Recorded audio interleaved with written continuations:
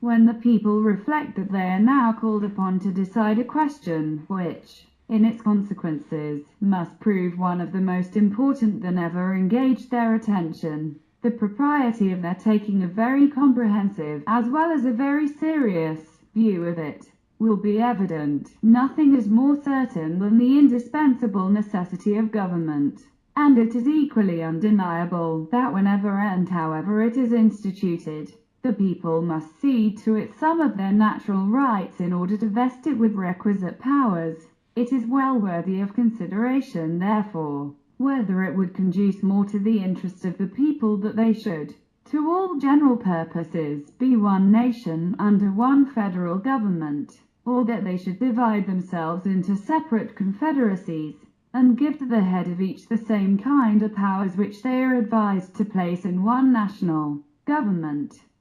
It has until lately been a received and contradicted opinion that the prosperity of the people depended on their continuing firmly united, and the wishes, prayers, and efforts of our best and wisest citizens have been constantly directed to that object. But politicians now appear who insist that this opinion is erroneous, and that instead of looking for safety and happiness in union, we ought to seek it in a division of the states into distinct confederacies or sovereignties. However extraordinary this new doctrine may appear, it nevertheless has its advocates, and certain characters who were much opposed to it formerly are at present of the number. Whatever may be the arguments or inducements which have wrought this change in the sentiments and declarations of these gentlemen, it certainly would not be wise in the people at large to adopt these new political tenets without being fully convinced that they are founded in truth and sound policy.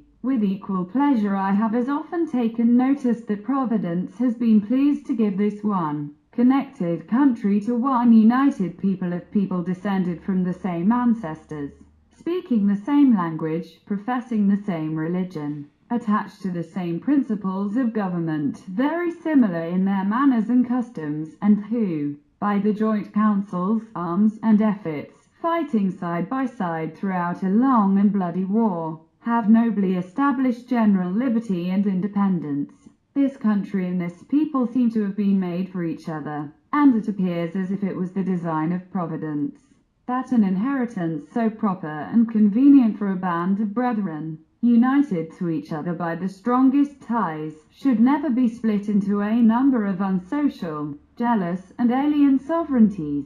Similar sentiments have hitherto prevailed among all orders and denominations of men among us.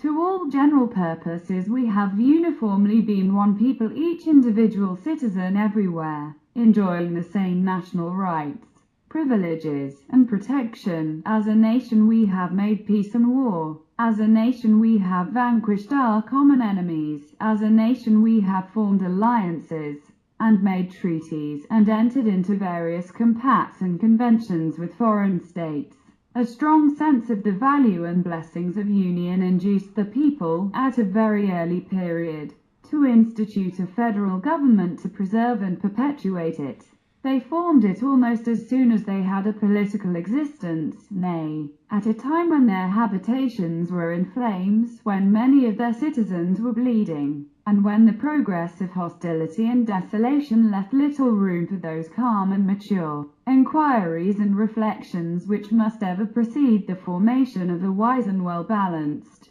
government for a free people. It is not to be wondered at that a government instituted in times so inauspicious